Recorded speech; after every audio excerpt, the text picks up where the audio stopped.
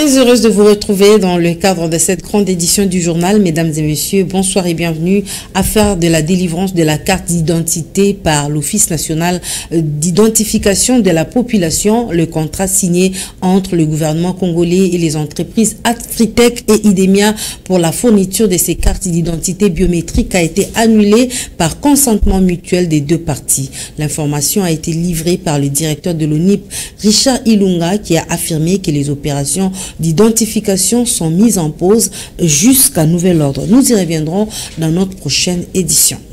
Forum sur la coopération Chine-Afrique, la République démocratique du Congo vient de signer un protocole d'accord avec le géant chinois CMOC pour accroître sa puissance énergétique.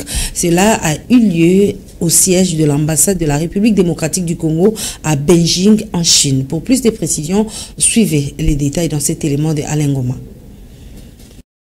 Le premier forum économique RDC-Chine continue à porter ses fruits. Ce mercredi, dans le locaux de l'ambassade de la République démocratique du Congo à Beijing en Chine, le ministre des Ressources hydrauliques et électricité a signé un mémorandum d'entente avec le groupe chinois CMOC, China Molybdenum Company Limited, leader international dans le secteur des ressources naturelles, engagé en faveur de la transition vers l'énergie verte. Ce protocole d'accord vient répondre à la volonté du chef de l'État d'accroître la puissance énergétique de la République démocratique du Congo et il permettra la construction de centrales photovoltaïques ainsi que l'implantation de parcs solaires dans les 24 prochains mois avec une première phase dans la province du Lualaba afin de fournir de manière plus constante de l'électricité aux populations et aux entreprises minières. Cet événement est une des retombées de la première édition du Forum économique Chine-RDC sur les opportunités d'investissement qui s'est tenu du 2 au 3 septembre 2024 à Beijing, à marge du Forum sur la coopération Chine-Afrique. La tentative d'évasion à la prison centrale de Makala continue à défrayer la chronique. Le Conseil supérieur de la magistrature rejette en bloc toutes les accusations du vice-ministre de la Justice qui les indexe de transférer les dossiers sans jugement, raison pour laquelle la prison est inondée du monde. Ces allégations sont rejetées par ces magistrats qui ont manifesté leur mécontentement face à ces différentes déclarations. Je vous propose les détails dans cet élément de Alain Goma.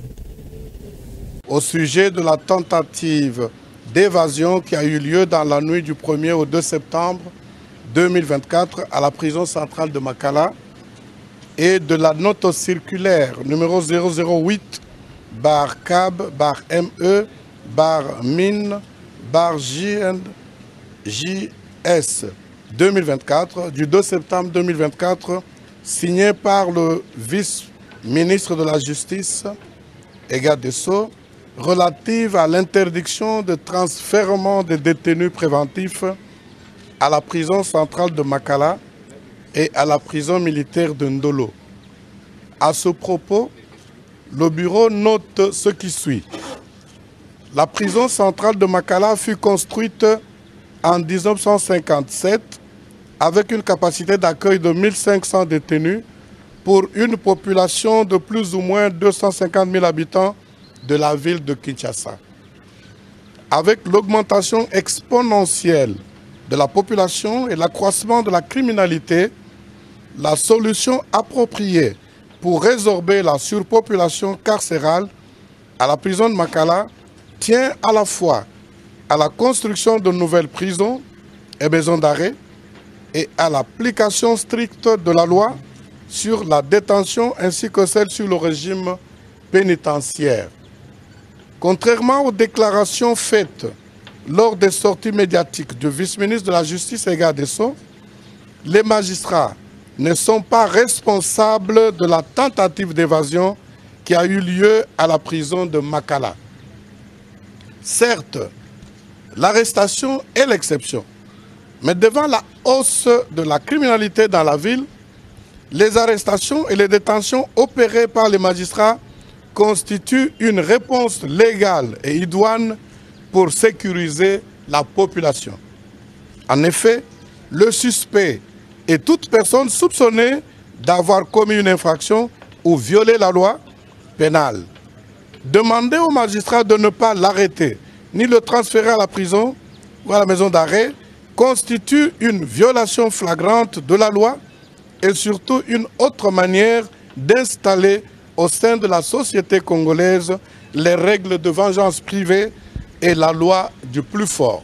Les déclarations du vice-ministre de la Justice et garde des Sceaux sont de nature à exposer les magistrats à la vindicte populaire alors qu'il existe au sein des institutions publiques un cadre de concertation entre le Conseil supérieur de la magistrature et le ministère de la Justice, lieu indiqué pour traiter des questions transversales relatives à l'administration de la justice.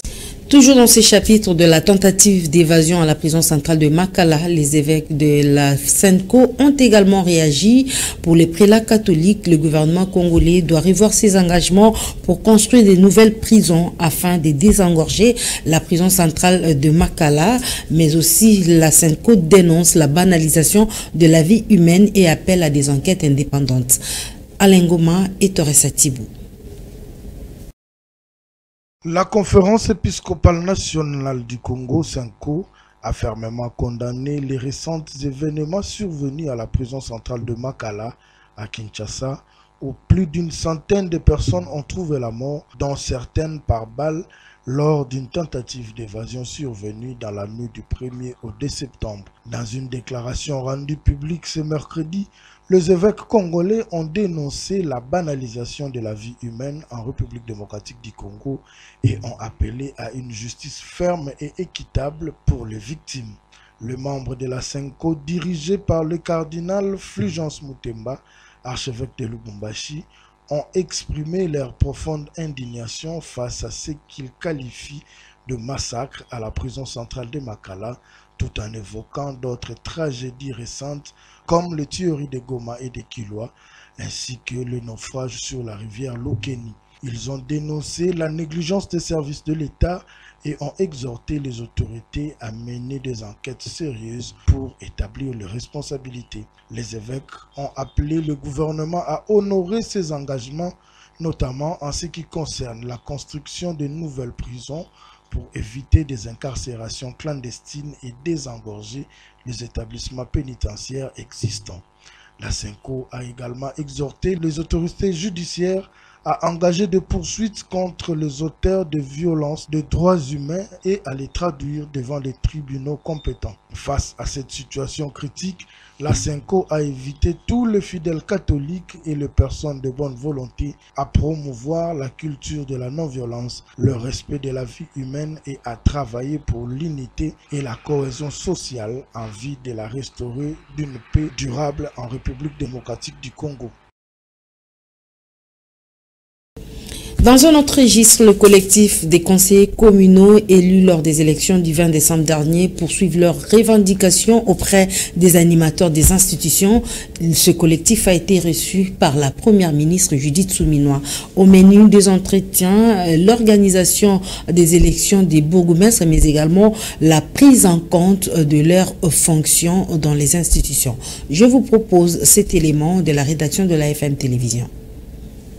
Après leur marche de protestation, les conseillers communaux ont finalement été reçus par la première ministre Judith Suminwa Tuluka en son cabinet de travail à Kinshasa.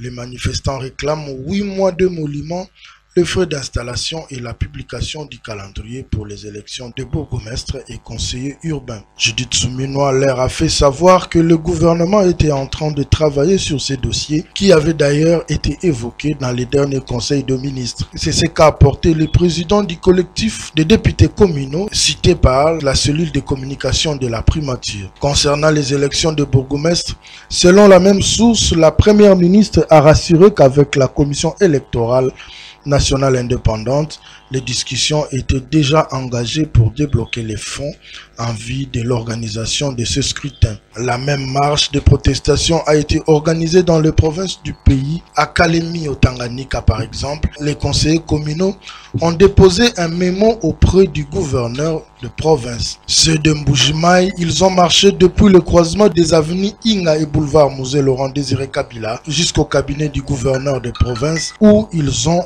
déposé leur mémorandum. Au total, 915 conseillers communaux ont été élus lors de dernières élections. Ils sont à ce titre membres du conseil communal et sont chargés, entre autres, de délibérer sur les matières d'interdit communal et d'élire le bourgmestre.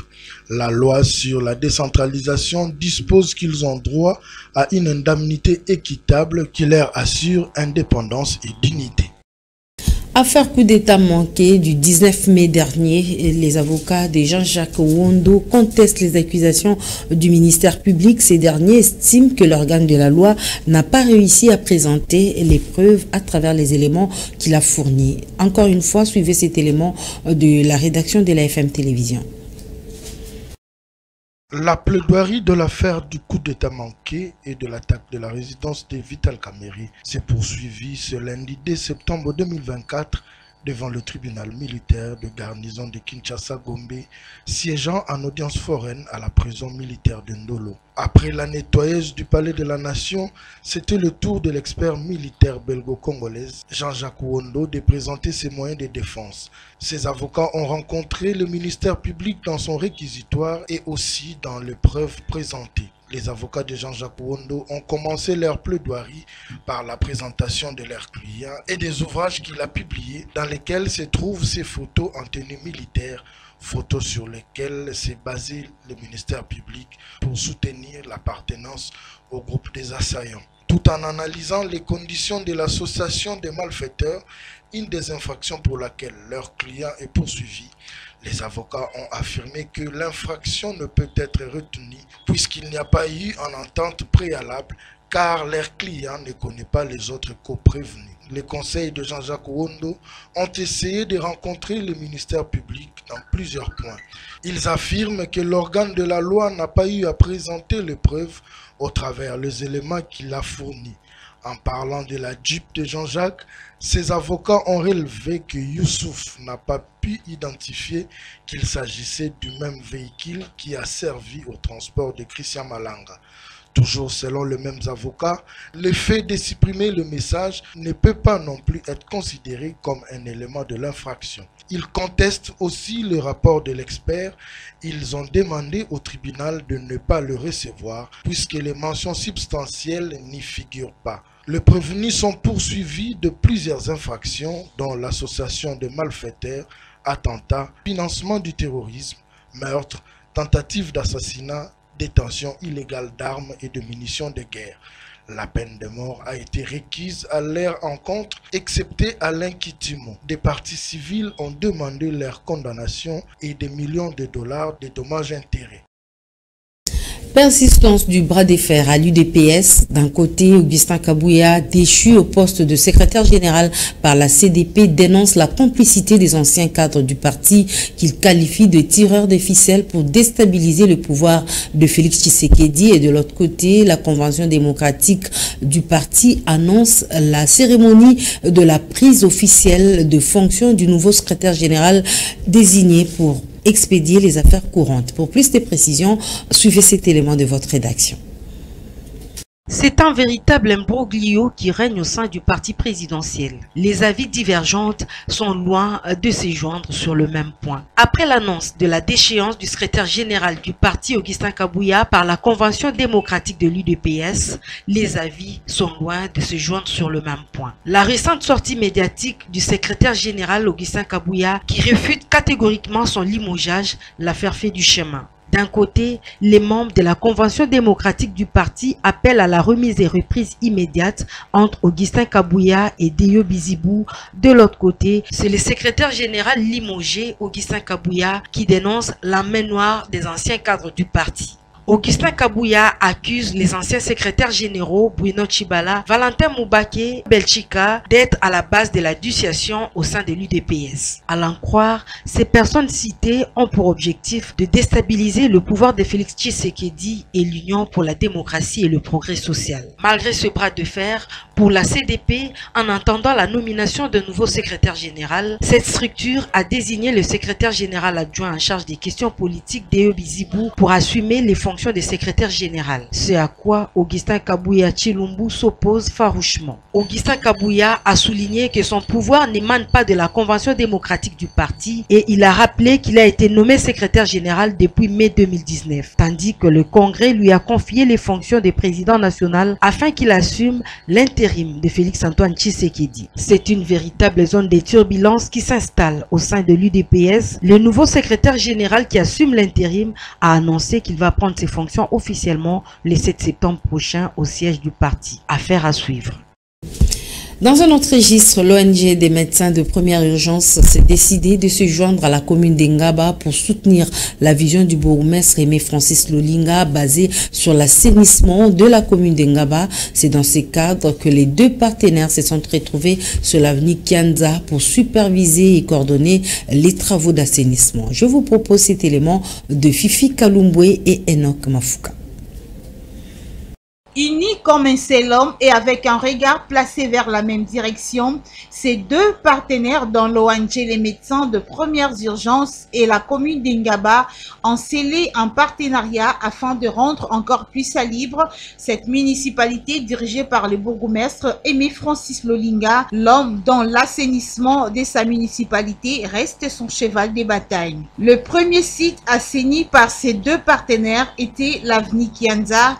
La population était surpris de voir ces assainisseurs bien équipés avec tous les matériaux possibles d'assainissement. Sur place, les travaux étaient bien faits. Curage des caniveaux, coups de balai sur la chaussée, ramassage des déchets éparpillés ça et là jusqu'à l'évacuation de tous les déchets entassés. Bref, un travail fait 5 sur 5 sous la coordination du patron de la commune d'Engaba, Aimé Francis Lolinga, et cela à la grande satisfaction des usagers et occupants de cette artère publique.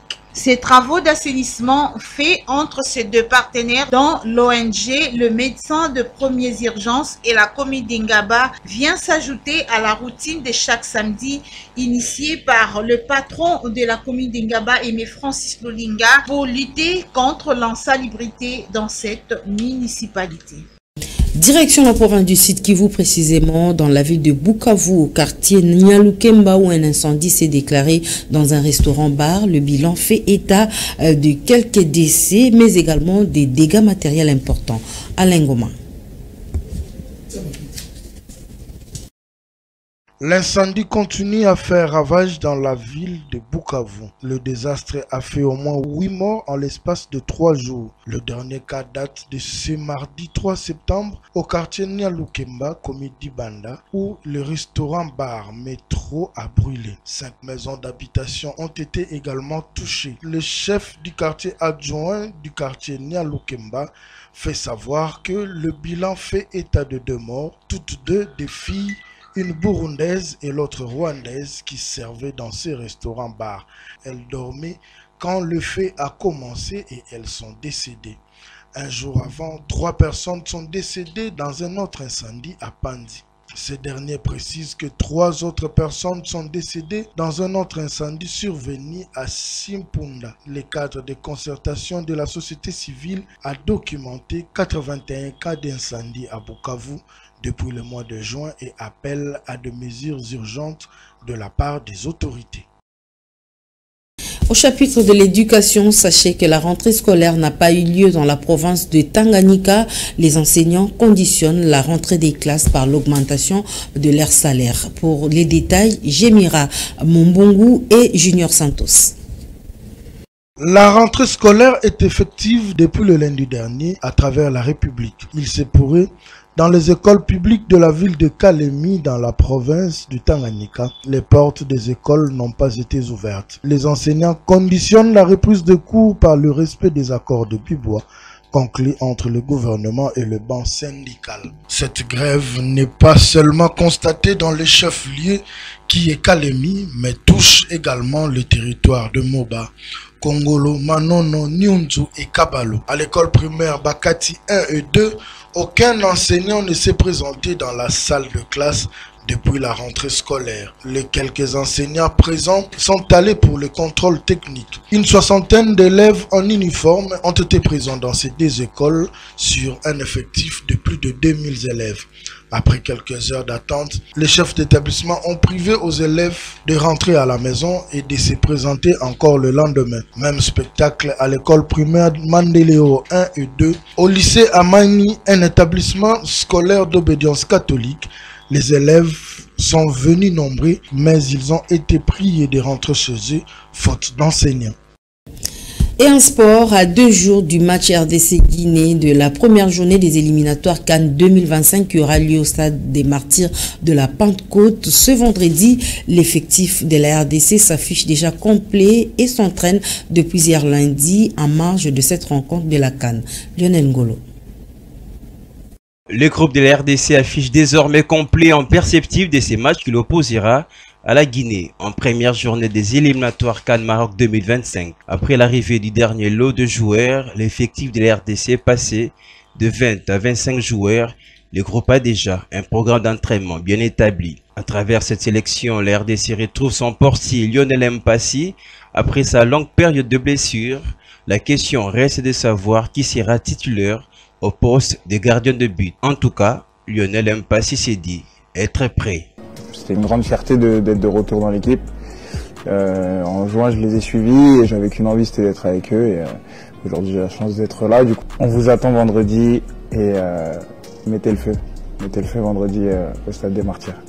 Contrairement à lui, Sébastien Desabres, sélectionneur national, préfère garder les suspense. Le poste de gardien de but est au même titre que c'est des joueurs, c'est-à-dire que ça dépend de la forme, peut-être de la forme des joueurs, aussi de la, on va dire, de ce que le joueur apporte également à la sélection. Donc c'est une réflexion qui est globale. Dans ce poste-là, on a la chance d'avoir trois bons gardiens. Je pense qu'on est monté en value sur ce poste par rapport à l'année dernière ou il y a 2 ans. On prépare également un 4e gardien qui est Joas Kabamba, qui n'est pas dans ce regroupement mais qui a déjà un peu d'expérience avec l'équipe nationale.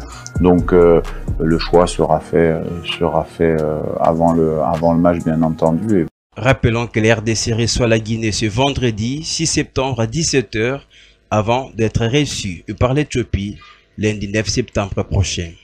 Et sachez que pendant cette période de préparation des Léopards, le sélectionneur national reste très confiant quant à la victoire de son équipe face à la Guinée. Le technicien français Sébastien Desabres pense qu'il faut commencer par une victoire pour bien démarrer cette campagne. On l'écoute. C'est vrai que c'est une nouvelle compétition qui va se jouer en tout cas en 2 parties. Les qualifications qui vont se faire en 3 mois en fait. Donc nous, on aborde comme une compétition. Toutes les équipes sont sur la même pied d'égalité et qu'il faut bien aborder ce premier match pour être bien lancé dans la qualification. On va avoir des adversaires qui sont difficiles devant nous. Comme d'habitude, on va être le plus sérieux possible pour essayer de démarrer cette campagne de qualification par une victoire. Non, on revient jamais à la case départ. On a fait du travail depuis 2 ans, donc on a progressé. Après, non, je pense pas qu'on soit favori. En tout cas, nous, ce qui va nous intéresser, c'est déjà sur cette partie de qualification-là, de faire mieux que ce qu'on avait fait la dernière fois. Vous rappelez-vous que quand j'étais arrivé, on avait dans cette campagne de qualification, on était dernier. Et ce qu'on souhaite, c'est en tout cas mieux démarrer cette campagne-là que la RDC l'avait démarré pour la dernière CAN en Côte d'Ivoire. Voilà, donc, mais c'est un long chemin avec des étapes. Il y a une première étape, c'est la qualification. Il n'y a que 2 qualifiés sur 4 équipes, tout le monde le sait, donc à nous d'être le plus performant possible sur ces 6 matchs, et notamment sur les 2 matchs de ce mois-ci. Mesdames et messieurs, ce journal touche à sa fin. Merci pour votre aimable attention. Excellente suite de programmes sur la FM Télévision. Vous ne serez jamais déçus.